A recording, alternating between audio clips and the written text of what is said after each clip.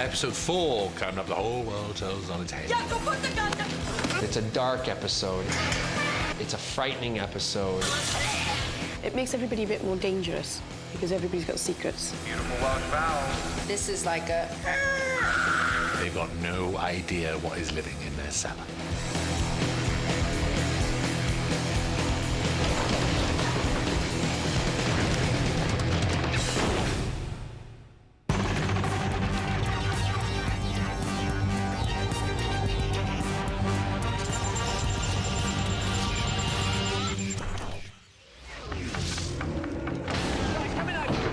I have described Ianto before as being the equivalent of Alfred to Batman. He's like the Admirable Crichton. He's the perfect butler. I try my best. He's so unassuming. Mr. Reliable. Who's for Chinese? The smart one. Because he's so efficient and he's fairly quiet. He just gets on with things.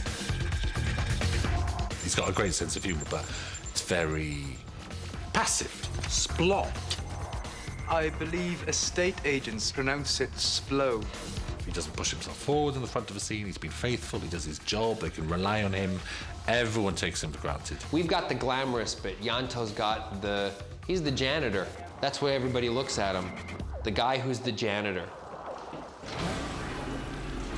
And it turns out that this guy, who everybody thought was one way, has got a very dark secret. Ianto's been leading a double life for the whole time he's been in Torchwood.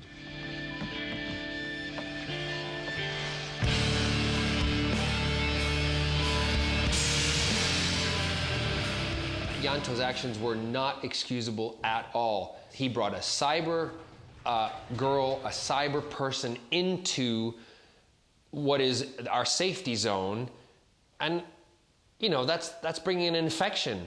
It's like putting an infection deliberately into your body. You hid a Cyberman within Torchwood? And you didn't tell us?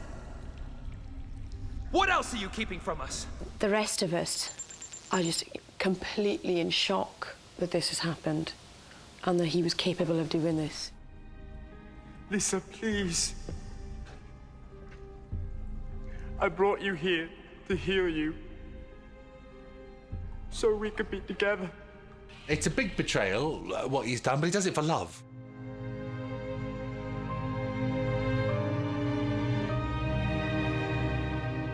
And love makes you do silly things, and Jack understands that.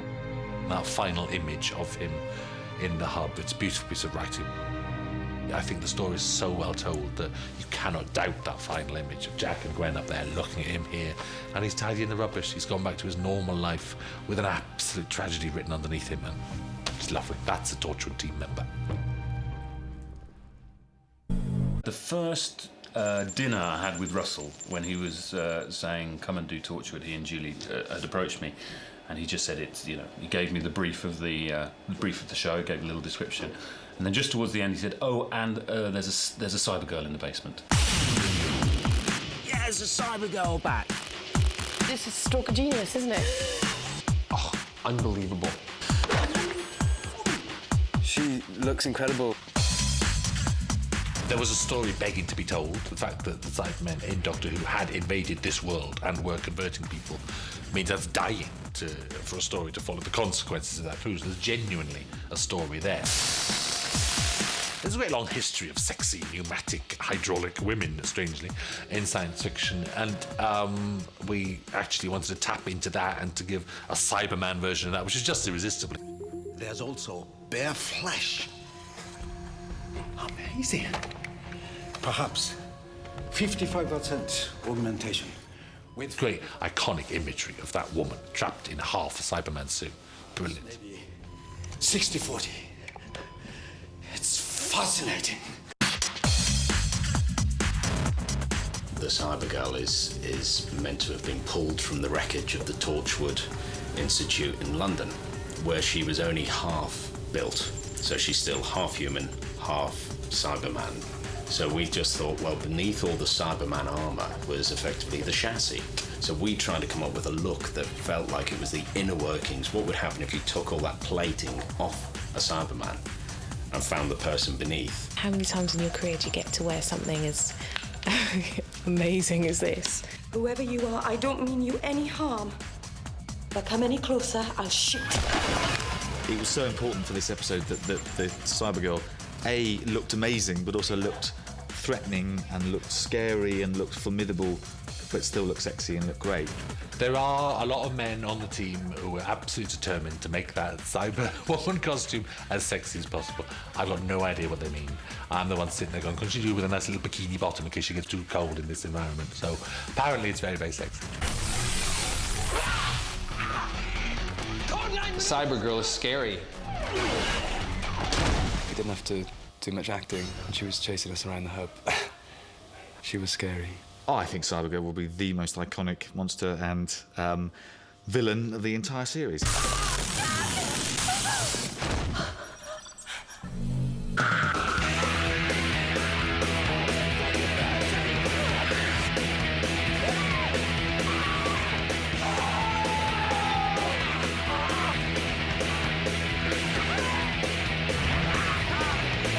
The idea of having a pterodactyl fight a Cyberwoman made us laugh for about 3 weeks, solidly. It's there in the hub and then also at the end of episode 1. We said, oh, I'm sure we can use it somewhere else in the series. And Russell just went, pterodactyl attacking a Cyberman. I'll have that. It's almost like the Torchwood pet, really. It's not really explained as to why it's there. It's one of the many things they'll have caught or scavenged across the years. It's a big sort of climax of the episode when Jack unleashes the pterodactyl onto the Cybergirl as they try and escape. Let me go! Let me help them! We're desperately trying to get away from my girlfriend. I'm still in love with her, so part of me is trying to save her. But Jack and the rest of the team know that there's no point, and they're trying to kill her off.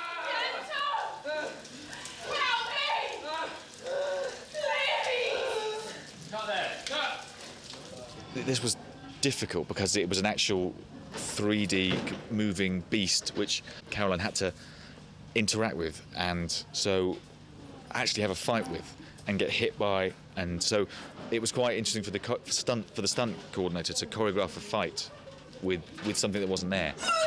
And what we came up with was basically a large plastic green beak. So it meant that she could actually interact with it, and she could grab it and she could punch it. And so we basically did the shots like we shoot a normal fight sequence, all of which have got nothing in them. Usually you'll have something going on and you'll cut to another shot and then you'll cut to a CGI shot, but this was a whole sequence where it's all CGI. To film it, if you saw it, it's just Brian, our props guy, standing with a broom with a big thing pecking with a cape on. And we called the...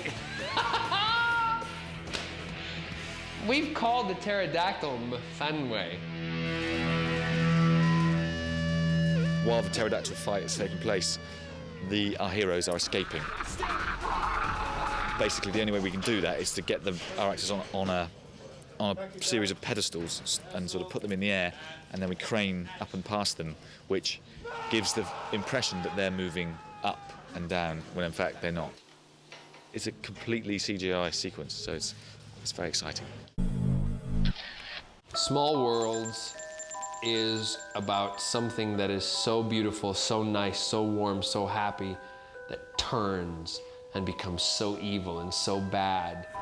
It's little girls. It's a completely different Torchwood story again, which is going into the supernatural, the world of fairies. They protect their own, the chosen ones. They're a pretty dark entity. Are you saying our machines can't pick them up? Completely terrifying. Absolutely terrifying. This means these creatures can invade my life whenever they feel like it, and I am scared, Jack. It's incredibly sad and moving. Come on in. She was beautiful. I loved her at first sight. It's the first time you're ever going to find Jack being scared, and this is it. It's our only chance.